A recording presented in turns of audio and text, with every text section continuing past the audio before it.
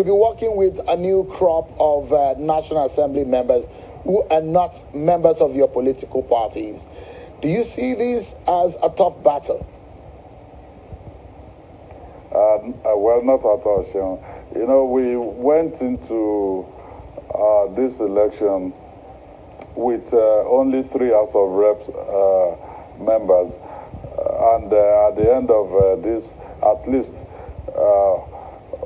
4 of them have been declared, 2 inconclusive. Out of the 2 inconclusive, we're leading in 1. The other we're losing with a very short margin that we believe with the number of polling units that we're supposed to have an election in, we should be able to catch up. So we may be talking about 6 members of the House of Representatives within PDP, which is an improvement on what we have before this time. Also, at the senatorial level, we're carefully studying the results, and where we've noticed infractions, we believe we'll be approaching the tribunal. So when the dust is settled in here, we may be having 2 senators and maybe 7, 8 House of Reps members, and that is really a major shift from where we're coming from.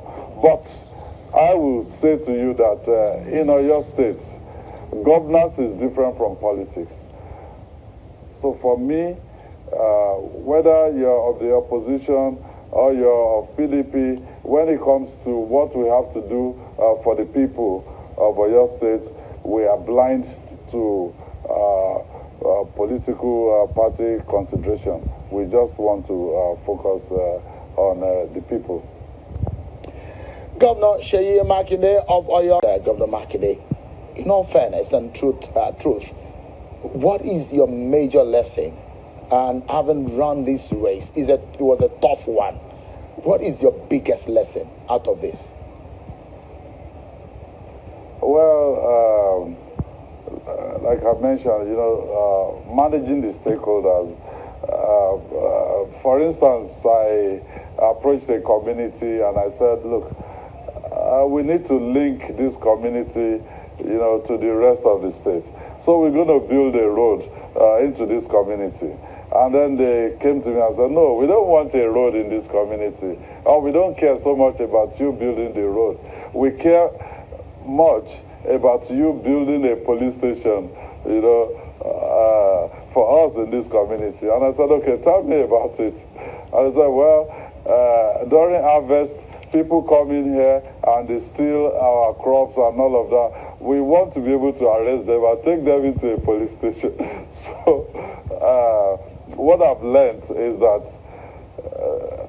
sometimes what we think as government, you know, as the priority for the people may not actually be their priority for the people, may not actually be their priority. And that's why for the past 4 budget cycles, we've engaged with the people to say, look, this is what we plan to put in the budget. What do you think about it? What are the things that are really important to you? So it's a major lesson for us to say, no, we cannot be arrogant to say we know more than the people. So it's a major lesson, and that is something that we will put into consideration as we move forward. There's no regret, Ashil. The rebellion, that is what is being described in some part of your party, some members of your party, they call it rebellion, disloyalty. Your opponent within your party have described it. But did you think that it paid off? For the moment, a lot of people thought that you worked for Bola Tinubu. Confirm to us if that was true, because he won in the presidential election. You said you wanted to work for a southern president. Was that what exactly played out?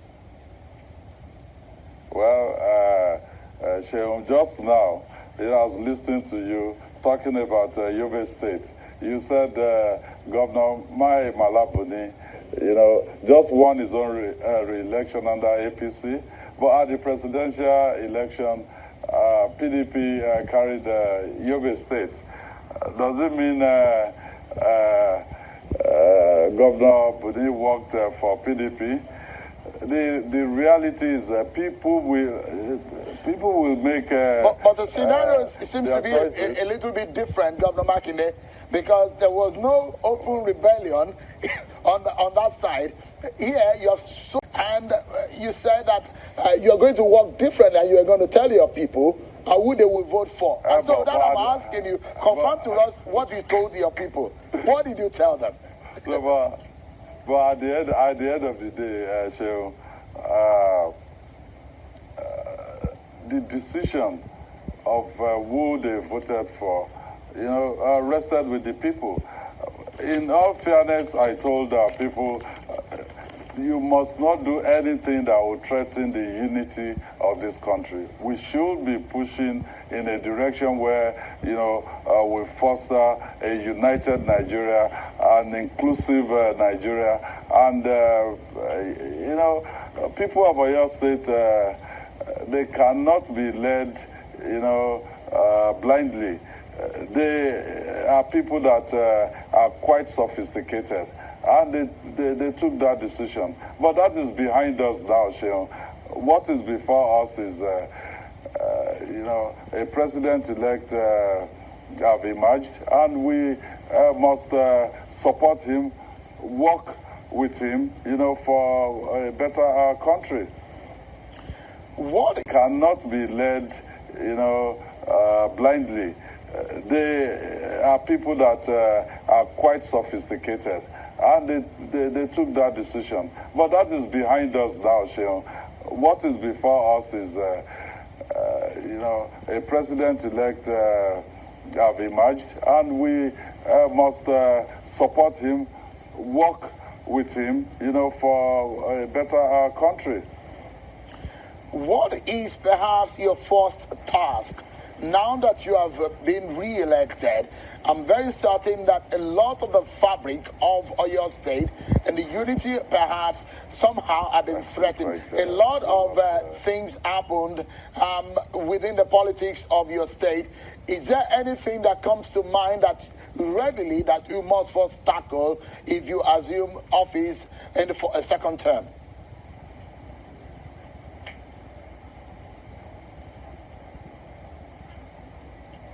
Seems to have lost connection with him, but just stay with me, Governor Makinde. Allow my colleagues to be able to fix that for us so that we can hear ourselves clearly. But let me first tell you about what happened earlier.